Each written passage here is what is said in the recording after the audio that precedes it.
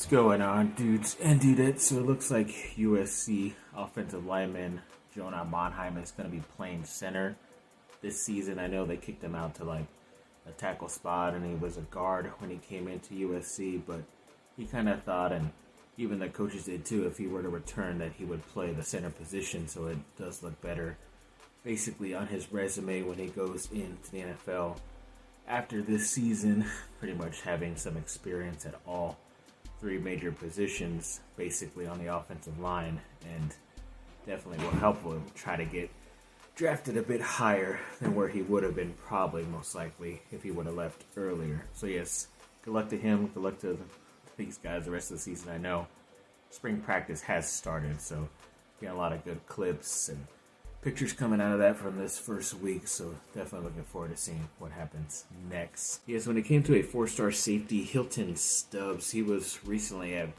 USC visiting. I don't know if it was an official visit or just an unofficial, but it was Wednesday today as I'm recording this, and yeah, it looked like it went well. He got a picture not only with a Heisman Trophy, but of course Caleb Williams was there in the building because it's obvious that he was at USC's Pro Day throwing the ball out there for all, pretty much all 32 NFL teams. We'll get into that towards the end in a little bit. But yeah, it's definitely looked like it made an impression on him. Maybe it's some good juice heading into his recruitment with USC. But yeah, definitely looked like he had a blast and a nice time, and hoping that, you know, a lot of these guys can come back and help out in recruiting, whether it's the more recent guys or even some guys from years past to help out, because I even think Mark Sanchez was there the first day on Tuesday, which is pretty cool.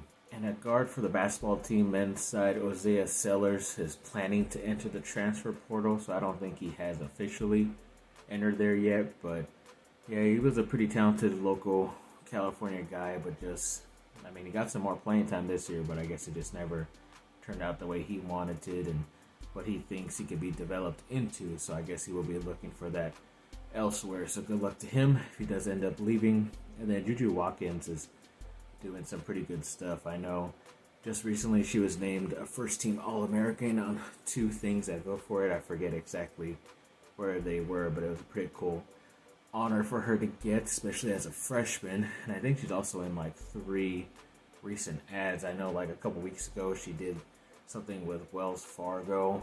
I think that was like on Instagram, and then something with like Ritz/Oreo.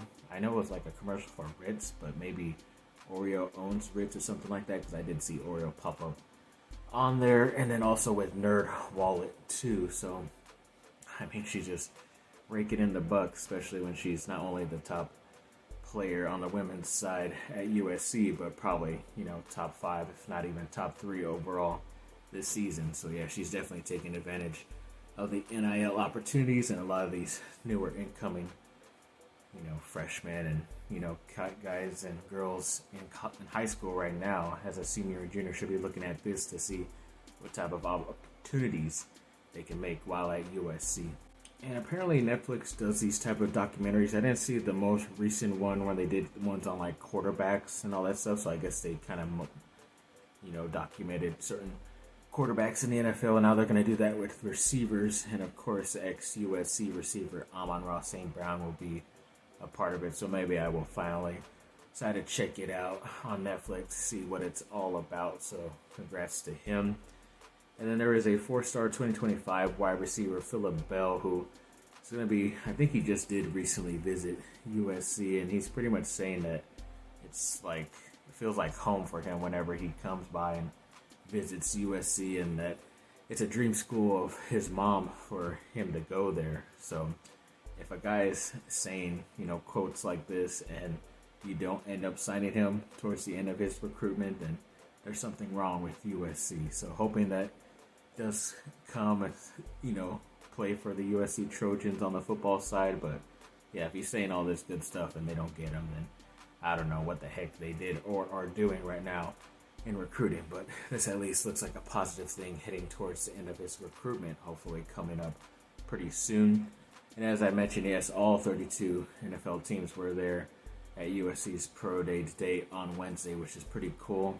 Obviously have a lot of guys that are looking to get drafted. Definitely almost close to 20 guys that were participating. Even some guys who were injured the year prior came back to work out and stuff for these teams. So that was pretty cool for them. So yeah, definitely looking forward to seeing how many of these guys from USC get drafted in a couple months' time.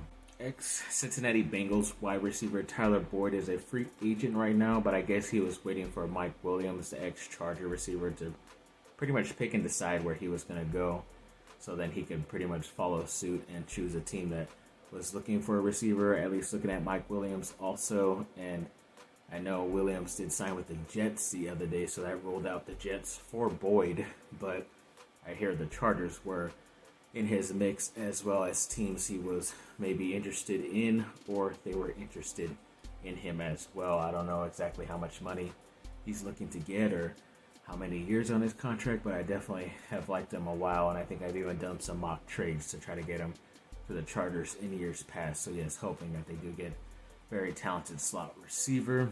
And then a cornerback, Christian Fulton. I think he was playing right now with the Titans. He is scheduled to come and visit with the Chargers, and I don't know if he's signed yet or not, but he is one of those veteran type of cornerbacks that they were looking at. And yes, sadly, it kind of means if they do sign him that they're not going to go after my ex-USC guy, Adoree Jackson. But either way, we get a very talented guy at that spot, especially to help out as a veteran for those young guys coming in. And yes, once again, the Anaheim Ducks lose the other day to the Minnesota Wild 0-4. So there's your Ducks update. And then there was kind of like a mixed review, like a mixed rumor out there that all three Lakers, Christian Wood, Jared Vanderbilt, and Gabe Vincent, were out for the rest of the season. I can kind of understand that for Christian Wood because he recently had that procedure on his knee. But when it came to Vanderbilt and Vincent, they said that they've been practicing at least somewhat and are working out, and seemed like they were coming back soon. Then there was a report just a day after that it said Vincent was pretty much on his way returning soon, which is what we had heard about, I think, last week. And then Jared Vanderbilt should follow suit within the next week or two. So I don't know who put that report out there, but I guess they don't like the Lakers. But yes, hoping that these guys do come back soon to help out my LA Lakers. And the Duke senior point guard Jeremy Roach signed an NIL.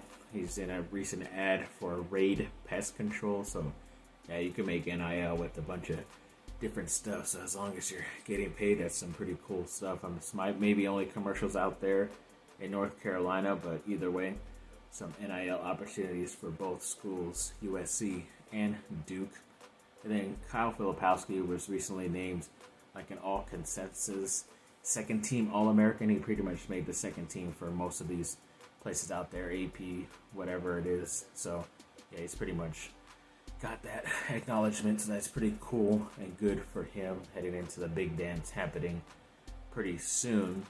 And then Grayson Allen went off this Wednesday night for his Phoenix Suns, had 32 points, 5 assists, 3 rebounds, and 9 3-pointers as well. So of course, like I always say, he's balling. Just sucks it for the Suns, but yes, congrats to him, especially right before the March Madness tournament starts this Thursday as you're watching this. And then Duke apparently has the 11th best odds from FanDuel. I think when we talked about this recently, they were like maybe the 9th or 10th best, but now they moved back, of course, a little bit. Maybe it's because of their seeding and ranking in the tournament, but either way, they still have some high hopes, a little bit more high hopes than I do, just because Duke is in a pretty tough bracket just to even get to the Final Four, but we will see. And speaking of that March Madness tournament, yeah, so I think Duke plays Friday, so I have to wait an extra day after watching this video, and then most likely we'll get an update on what happened that Saturday. I'll probably do a video then, but